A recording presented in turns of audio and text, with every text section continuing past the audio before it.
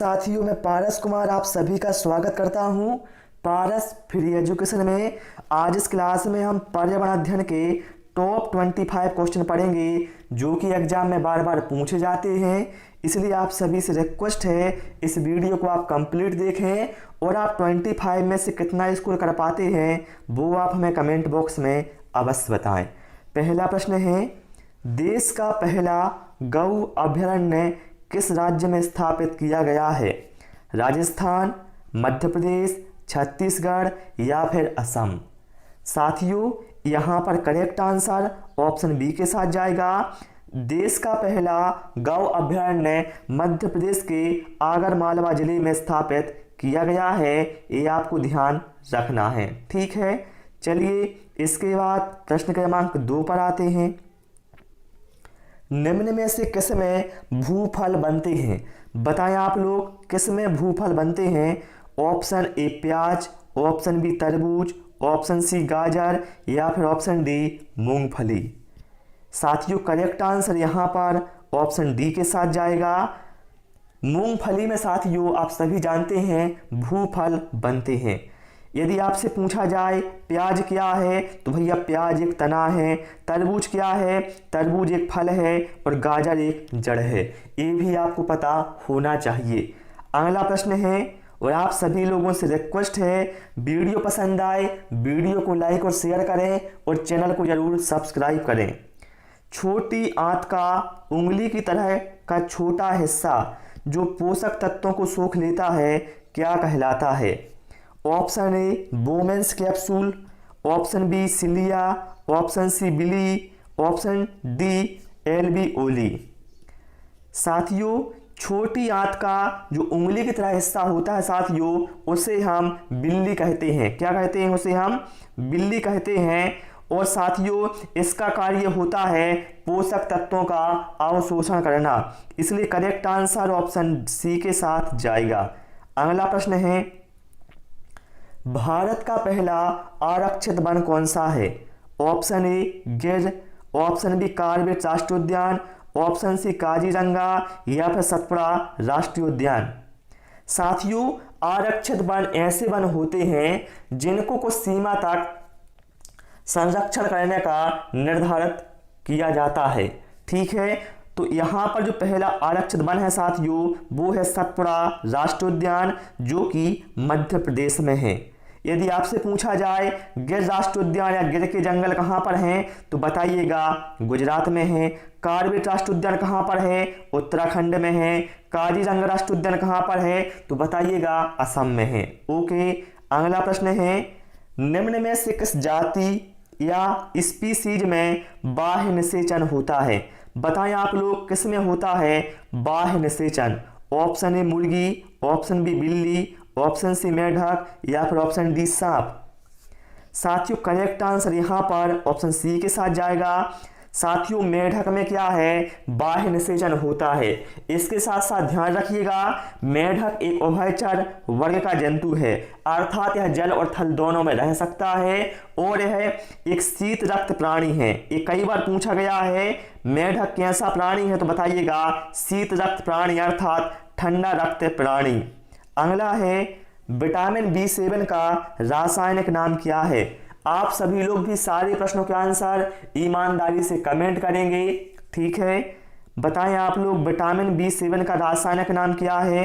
पेंथोनिक acid, biotin, ascorbic acid या फिर folic acid. Correct answer यहाँ पर ऑप्शन बी के साथ जाएगा। विटामिन B7 का रासायनिक नाम साथियों बायोटिन है या बायोटीन है। ओके, यदि आपसे पूछा जाए विटामिन B6 का रासायनिक नाम क्या है तो बताइएगा पेंटोथेनिक एसिड। विटामिन सी का रासायनिक नाम क्या है बताइएगा एस्कॉर्बिक एसिड। इसी तरह से साथियों आपको सारे ऑप्शनों के बारे में जानकारी होना चाहिए। अगला है, महाराष्ट्र के पोला त्योहार में किस जानवर की पूजा की जाती है? ऑप्शन ए सिंह, ऑप्शन बी वृषभ, ऑप्शन सी हाथी या फिर ऑप्शन डी सांप। साथियों, पहली बात तो आप ये ध्यान रखें कि पोला त्योहार कहाँ मनाया जाता है? महाराष्ट्र में मनाया जाता है। साथियों, इस त्योहार में वृषभ की पूजा की जाती है। ठीक है, और इसमें साथियों लोग अपने पुत्रों की दीर्घायु हेतु 64 योगिनी और पशुधन की पूजा करते हैं। अगला है निम्नलिखित में से कौन चिपको आंदोलन के साथ जुड़ा हुआ था? बताएं आप लोग इन चार में से कौन चिपको आंदोलन से जुड़ा हुआ था? ये आप यहां पर पढ़ सकते हैं। इसके बाद यहां पर 4 ऑप्शन दिए गए हैं। तो भैया चिपको आंदोलन के साथ हम सभी जानते हैं सुंदरलाल बहुगुणा और चंडी प्रसाद भट्ट जुड़े हुए थे, अर्थात यहां पर करेक्ट आंसर ऑप्शन डी के साथ जाएगा, ए और बी। ओके, यदि आपसे पूछा जाए विनोबा भावे किस आंदोलन से जुड़े हुए थे तो बताइएगा भूदान आंदोलन से। मेधा पाटेकर किस आंदोलन से जुड़ी हुई थी? बताइएगा नर्मदा बचाओ आंदोलन। ठीक है, ये सारे पॉइंट आपको इस तरह से याद होने चाहिए। अगला है रक्त की प्रकृति कैसी होती है? जो हमारा ब्लड होता है इसकी बताना प्रकृति कैसी होती है? अम्लीय होती है क्या, क्षारीय होती है, उदासीन होती है, या फिर इनमें से कोई नहीं? साथियों हम सभी जानते हैं रक्त एक तरल संयोजी ऊतक होता है जिसका पीएच मान होता है 7.4। ये भी आप ध्यान रखें, 7.4 का मतलब क्या है? 7 से ऊपर है, अर्थात इसकी प्रकृति कैसी है? क्षारीय है। ठीक है, पीएच मान भी आप ध्यान रखिएगा। अगला है जानवरों की निम्नलिखित प्रजातियों में से किसका अपने प्राकृतिक निवास के साथ ठीक से मेल नहीं किया गया है? बताएं आप लोग, किसका अपने प्राकृतिक निवास के साथ ठीक मेल नहीं किया गया है? भारतीय गैंडे का प्राकृतिक निवास असम है, बिल्कुल भाई सही है। बाघ का प्राकृतिक निवास बंगाल है, सही है। हाथी का प्राकृतिक निवास कर्नाटक, तमिलनाडु और केरल के वर्षावन है, बिल्कुल सही है। शेर का हिमालय है, नहीं भैया, शेर का जो प्राकृतिक निवास है साथियों वो है हिमालय के गिर के जंगल। साथियों सॉरी माफ करना, शेर का जो प्राकृतिक निवास है वो है गुजरात के गिर के जंगल। ठीक है, गुजरात के गिर के जंगलों में शेर का प्राकृतिक निवास है, लेकिन यहाँ हिमालय लिखा हुआ है, अर्थात ये सही नहीं है। तो ऑप्शन डी यहाँ पर अपना करेक्ट आंसर हो जाएगा। अगला है भूजल ब्लू बेबी सिंड्रोम में खनिज प्रदूषण के कारण होता है। Option A manganese, option B nitrate, option C magnesium, या फिर ऑप्शन डी पोटेशियम। अर्थात यहाँ पर कहा गया है जो ब्लू बेबी सिंड्रोम होता है ये किसके प्रदूषण की वजह से होता है? तो साथियों जब प्रदूषित जल में नाइट्रेट की अधिक मात्रा होती है तब होता है ब्लू बेबी सिंड्रोम। ठीक है, इसलिए करेक्ट आंसर यहाँ पर ऑप्शन बी के साथ जाएगा। अगला प्रश्न है भरतपुर राष्ट्रोद्यान निम्नलिखित राष्ट्रोद्यानों में से किसका पूर्व नाम है? पेंच राष्ट्रोद्यान, काजीरंगा राष्ट्रोद्यान, रणथंभौर राष्ट्रोद्यान, या फिर केवलादेव राष्ट्रोद्यान। यहाँ पर करेक्ट आंसर हमारा ऑप्शन डी के साथ जाएगा, केवलादेव राष्ट्रोद्यान, जो कि साथियों राजस्थान में है। इसका पहले नाम था भरतपुर राष्ट्रीय उद्यान। यदि आपसे पूछा जाए पेंच राष्ट्रोद्यान कहाँ पर है तो मध्य प्रदेश के सिवनी में है। काजीरंगा राष्ट्रोद्यान कहाँ पर है? ये असम में है। रणथंभौर राष्ट्रोद्यान कहाँ पर है? तो भैया ये राजस्थान में है। ठीक है, अगला प्रश्न है एक बार ढाले जाने के बाद गर्म करके नरम नहीं किए जा सकने वाले प्लास्टिक को क्या कहा जा सकता है? बताएं आप लोग ऐसे प्लास्टिक को क्या कहा जाएगा जिसको यदि हम एक बार ढाल देते हैं लेकिन यदि हम उन्हें गर्म पुनः करते हैं तो वो नरम नहीं होते? तो साथियों ऐसे प्लास्टिक को कहा जाएगा थर्मोसेंटिंग प्लास्टिक। जैसे इसका एग्जाम्पल आपको बताएं हम, हाँ एग्जाम्पल पर आप बेकेलाइट ले सकते हैं। बेकेलाइट क्या एक थर्मोसेंटिंग प्लास्टिक है, अर्थात यह आप इसको गर्म करेंगे तो नरम नहीं होगा। ओके, अगला है सौर ऊर्जा का स्रोत क्या है? नाभिकीय संलयन, नाभिकीय विखंडन, सूर्य का संकुचन, या फिर सूर्य प्रसार।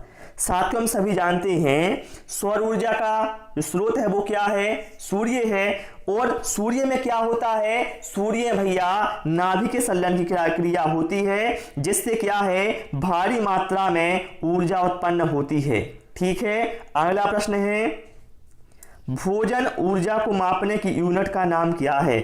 जो हम भोजन करते हैं साथियों उससे हमें जो ऊर्जा मिलती है उसको बताना किस में मापा जाता है? तो साथियों उसको मापा जाता है कैलोरी में, ये आप ध्यान रखिएगा, ठीक है। और विद्युत प्रतिरोध को मापा जाता है ओम में, और विद्युत सामर्थ्य को मापा जाता है हॉर्स पावर में। अगला है, निम्नलिखित में से कौन जैव अपघटनीय प्रदूषक है? बताएं आप लोग, इनमें से कौन सा जैव अपघटनीय प्रदूषक है? सीवेज, एस्बेस्टॉस, प्लास्टिक या फिर polythene?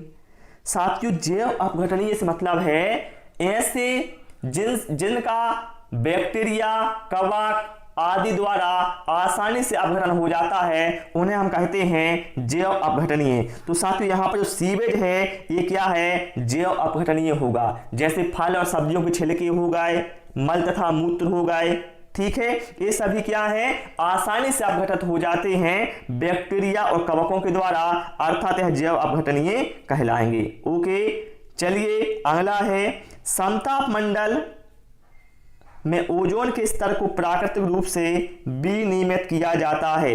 Option A nitrous oxide द्वारा, ऑप्शन बी नाइट्रोजन डाइऑक्साइड द्वारा, ऑप्शन सी CFC द्वारा या फिर ऑप्शन डी जल वाष्प द्वारा। साथियों हम सभी जानते हैं समताप मंडल में क्या है? ओजोन परत पाई जाती है, और इसको साथियों प्राकृतिक रूप से विनियमित किया जाता है नाइट्रोजन डाइऑक्साइड के द्वारा। करेक्ट आंसर ऑप्शन बी के साथ जाएगा।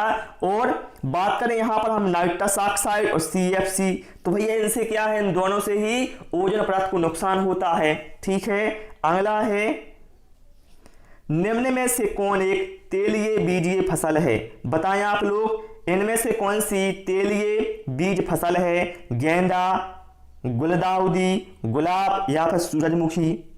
साथियों यहां पर करेक्ट आंसर हमारा ऑप्शन डी के साथ जाएगा। जो सूरजमुखी है साथियों, इससे क्या है? अधिक मात्रा में तेल प्राप्त किया जाता है, इसलिए करेक्ट आंसर यहां पर ऑप्शन डी के साथ जाएगा। और जो हृदय के रोगी होते हैं साथियों, उनको सूरजमुखी का तेल दिया जाता है। क्यों दिया जाता है? जिससे मतलब हृदय रोगी को इसलिए दिया जाता है क्योंकि इसमें वसा की जो मात्रा है वो बहुत कम होती है, इसलिए हृदय रोगी के लिए है बहुत ही अच्छा होता है।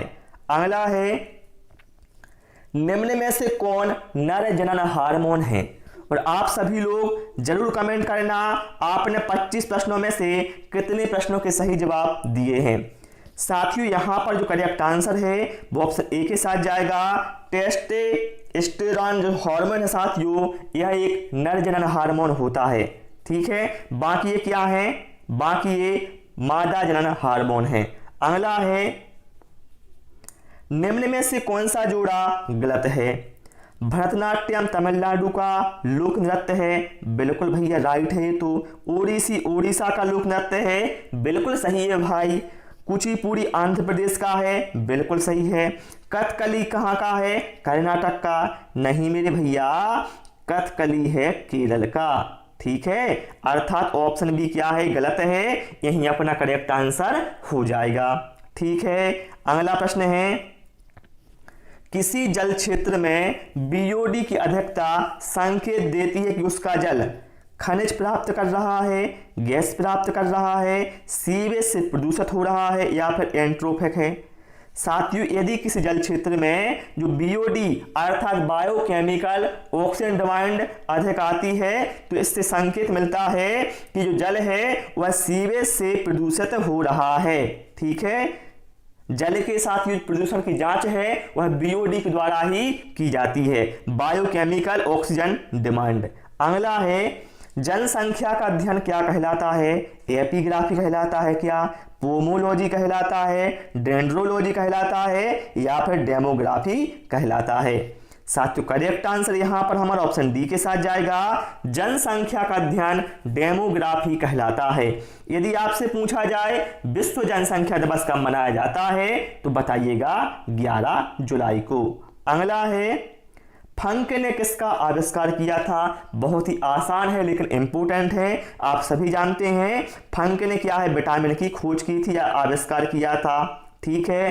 अगला है, सबसे भारी धातु कौन सी है? लिथियम, ओस्मियम, क्रोमियम या फिर कोबाल्ट? करेक्ट आंसर यहां पर ऑप्शन बी के साथ जाएगा। सबसे भारी धातु है साथियों ओस्मियम। और यदि पूछा जाए सबसे हल्की धातु कौन सी है तो बताइएगा लिथियम। यदि आपसे पूछा जाए किस विटामिन में कोबाल्ट पाया जाता है तो बताइएगा विटामिन B12 में। ठीक है, अगला है जो कि हमारा लास्ट क्वेश्चन है और इसके बाद आप कमेंट अवश्य करें आपने कितना स्कोर किया है। शैवालों के अध्ययन को क्या कहा जाता है? तो भैया हम सभी जानते हैं शैवालों के अध्ययन को कहा जाता है फाइकोलॉजी और कवकों के अध्ययन को कहा जाता है माइकोलॉजी। ये दोनों पॉइंट आप लोग नोट कर लें भाई। तो प्यारे साथियों इस क्लास में इतना ही। उम्मीद है आप सभी को क्लास पसंद आई होगी। Thanks for watching this video.